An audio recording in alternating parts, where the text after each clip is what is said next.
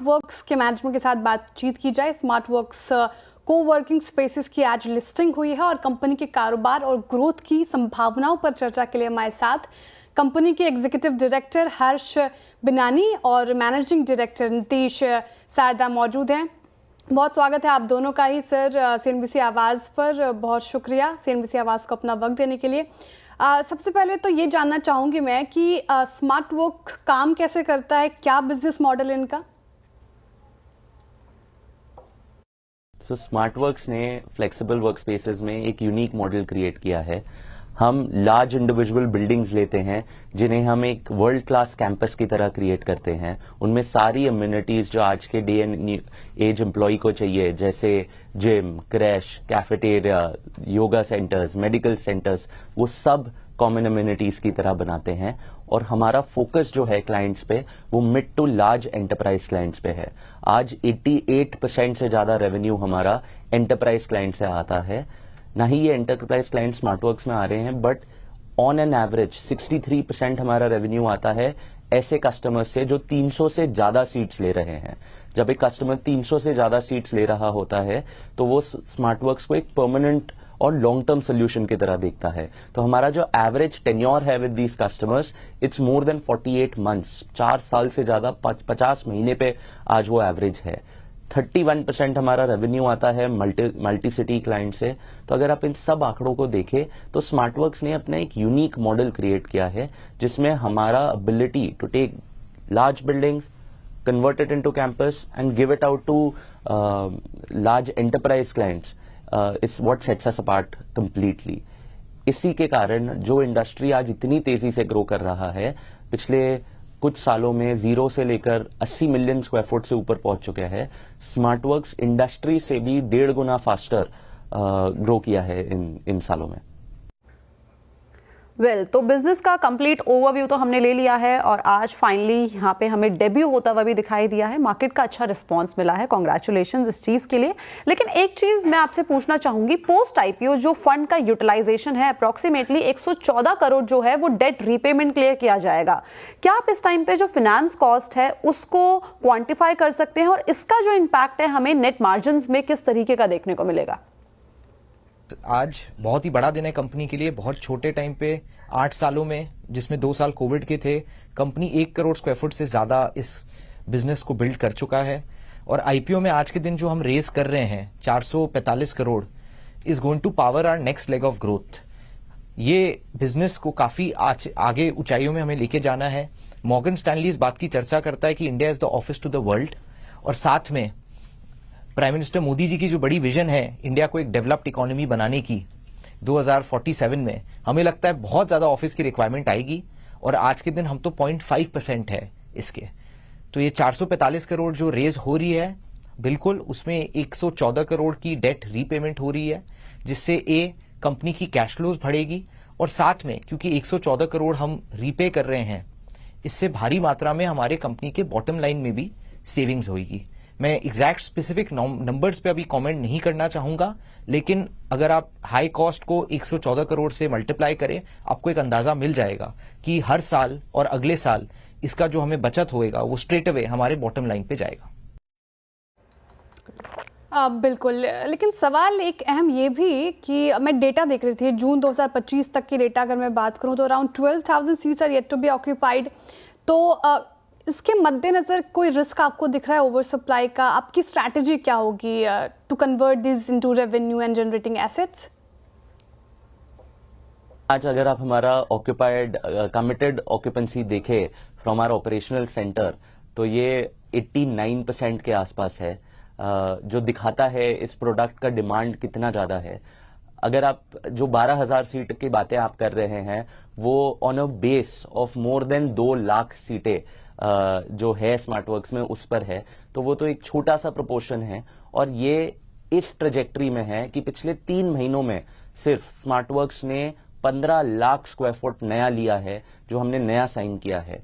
तो 12,000 seat in a very fast growing ecosystem जो इतने क्विकली ग्रो कर रहा है। 2 साल में हम 6 मिलियन से 10 मिलियन स्क्वायर फुट गए हैं और सिर्फ 3 महीने में हमने उस 10 मिलियन को बढ़ा के 11.5 मिलियन कर लिया है। तो ये रेगुलर है, जो आपको दिखते रहेगा कि हमारा कमिटेड ऑक्यूपेंसी जैसे जैसे ऑफिसेज ऑपरेशनल होते रहते हैं ये बढ़ते रहता है। तो ये समझ लिया है कि किस तरीके से ये पूरा का पूरा जो चीज़ है वो होगी, लेकिन मैं ये देख रही थी कि टियर 1 सिटी में आप काफ़ी रैपिडली एक्सपेंड कर रहे हैं और वहाँ पे काफ़ी लार्ज कैंपसेस को भी मैनेज कर रहे हैं, तो किस तरीके से जो ये पूरी की पूरी ग्रोथ है उसको बैलेंस किया जा रहा है और साथ में जो ऑक्यूपेंसी का ऑप्टिमाइजेशन है वो किस तरीके से रोल आउट हो रहा है, अगर हम बात करें पर्टिकुलरली कॉम्पिटिटिव मार्केट की जो ऑलरेडी जिसमें आप हैं?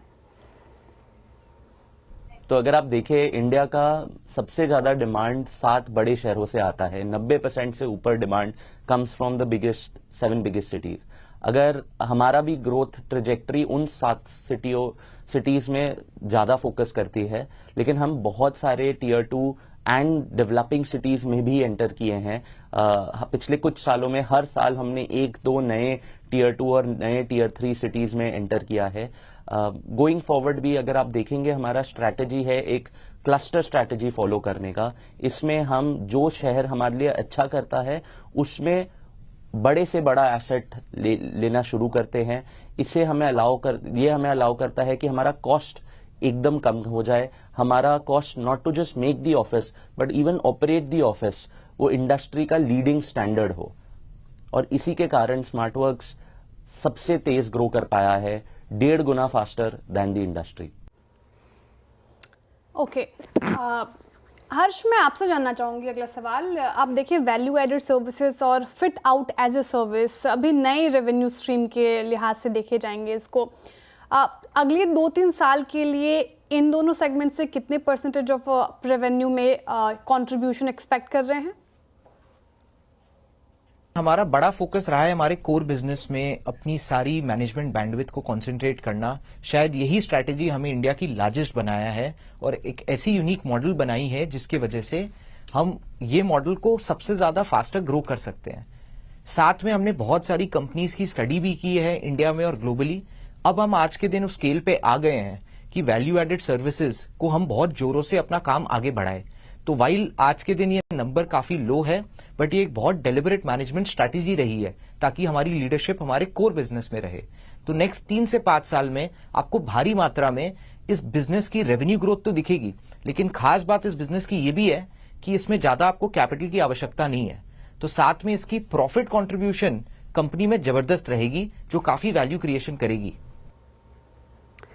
तो वैल्यू क्रिएशन के लिए हमने जो स्ट्रैटेजीज है उसको जान लिया है, लेकिन मैं रीड कर रही थी कंपनी के फाइनेंशियल्स, वहाँ पे एबिटा ग्रोथ तो हमें अच्छी खासी देखने को मिली है, डिस्पाइट लॉसेस भी वहाँ पे सिग्निफिकेंटली देखे गए हैं। तो कंपनी इस टाइम पे क्या स्पेसिफिक लेवल्स को यूज कर रही है ताकि नेट प्रॉफिटेबिलिटी को अचीव कर लिया जाए, और किस टाइम तक हम एक टर्न अराउंड का एक्सपेक्टेशन लगा सकते हैं? पहले तो मैं इस बात की चर्चा करनी चाहूंगा दैट 8 सालों में इस कंपनी, जो 2 साल कोविड के थे, फिर भी कंपनी इतनी बड़े स्केल पे पहुंच गई है। लास्ट 3 साल में हमारी जो रेवेन्यू है ऑलमोस्ट 1.8x टाइम ग्रो की है, 711 करोड़ से 1375 करोड़। बट मजे की बात यह है कि इस ग्रोथ के साथ हमारा मार्जिन 3.5 टाइम्स ग्रो किया है, 36 करोड़ से 172 करोड़। तो इससे आपको इस बात की अंदाजा हो गई है कि कोई भी बिजनेस को जब अपने नए तरीके से खड़ा करते हैं आपको भारी मात्रा में एक इन्वेस्टमेंट करनी पड़ती है।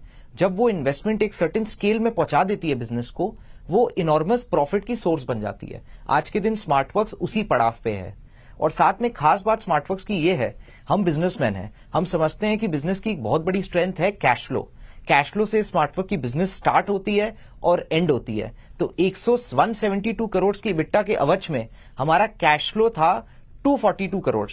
हम बहुत एडमायर करते हैं लेट राकेश झुंझुनवाला जी को, जो इस बात की चर्चा कही करते थे कि बिजनेस की रियल स्ट्रेंथ है उसकी फ्यूचर कैश फ्लो में। और वहां पे आपको स्मार्टवर्क्स की ग्रोथ और ट्रेजेक्ट्री, जो हमें सबसे और सेपरेट करता है, शाइन करते हुए दिखेगा। ये ट्रेजेक्ट्री अभी तो चालू हुई है और स्केल के साथ हमें बहुत और एडवांटेज मिलेगा। ना प्रॉफिट तो बढ़ेगा ही, कैश फ्लो भी बढ़ेगा। और इसके पहले नीतीश ने इस बात की चर्चा भी की कि फ्रूगैलिटी, लो कॉस्ट, ये एक बहुत बड़ी इंडियन डीएनए है और माइंडसेट है जो हमने स्मार्टवर्क्स में बहुत भरपूर प्रूव किया है, और इसका पूरा फायदा हम हमारे कस्टमर्स को देते हैं। तो इसकी भी आपको बहुत ज्यादा और आगे जाके बैरियर दिखेगी जो हम क्रिएट करेंगे इसकी वजह से। इंटरेस्टिंग हर्ष। लेकिन नीतीश, सवाल ये कि आपने रिसेंटली सिंगापुर में एंट्री ली है 2 सेंटर्स में, अब क्या आपका फोकस इंटरनेशनल एक्सपेंशन पर है? कोर स्ट्रेटेजिक प्रायोरिटी आप इंटरनेशनल एक्सपेंशन को ही देंगे या फिर आप इंडिया में ही कामकाज करेंगे? नेक्स्ट 3 to 5 ईयर्स आपका फोकस कहाँ पर होगा?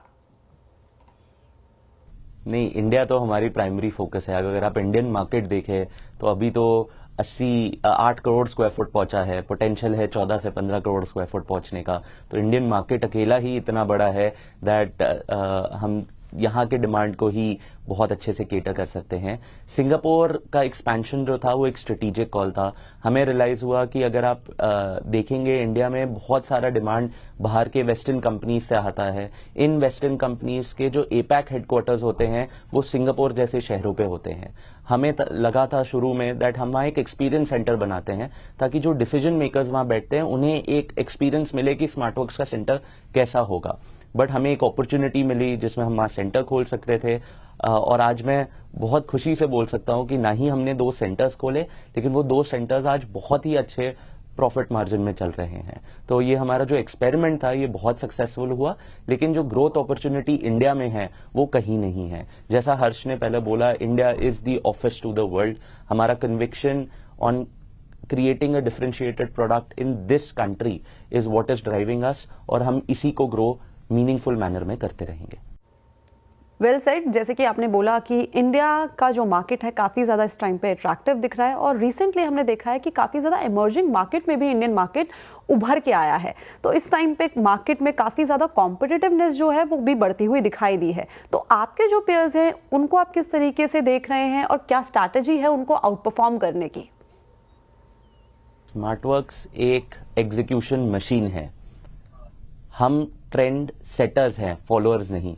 अगर आप हमारी मॉडल देखेंगे तो हमारी एबिलिटी बड़ी बिल्डिंग्स लेना, 5 लाख स्क्वायर फुट से बड़ी बिल्डिंग लेना जिसमें 8,000 से ज्यादा लोग आते हैं, उन्हें एक वर्ल्ड क्लास कैंपस में कन्वर्ट करना जिसमें हम फोकस करते हैं mid to large enterprise clients को, ये एक यूनिक मॉडल है जो स्मार्टवर्क्स ने इस इंडस्ट्री में बनाया है। हमने ये सिर्फ 8 सालों में 2 साल ऑफ कोविड के बावजूद इसको इन अ सिग्निफिकेंट मैनर स्केल किया है। हम कॉस्ट लीडरशिप में सबसे बेहतर हैं। अगर आप हमारा cost to build the office देखें तो इंडस्ट्री का one of the lowest number है वो, और यही चीज अगर आप देखें हमारा cost to operate the office वो भी बहुत लो है कंपेयर टू इंडस्ट्री स्टैंडर्ड। तो इन सबको नजर में रखते हुए स्मार्टवर्क्स ने डेमोन्स्ट्रेट किया है इन द पास्ट 3 साल कि हम 1.5 गुना फास्टर इंडस्ट्री से ग्रो कर सकते हैं। और हमारा जो आज एक लीडरशिप क्रिएट हो गया है, सिर्फ पिछले 3 महीनों में हमने 15 लाख स्क्वायर फुट और ऐड किया है। तो आप देख सकते हैं कि हमारा प्रोडक्ट का क्या डिमांड है, हमारे पोजीशनिंग कितना डिफरेंशिएटेड है, और ये इंडस्ट्री तो ग्रो करेगी। बहुत अच्छी बात है कि पूरी इंडस्ट्री ग्रो करे, बट इसमें स्मार्टवर्क्स सबसे तेज ग्रो कर रहा है।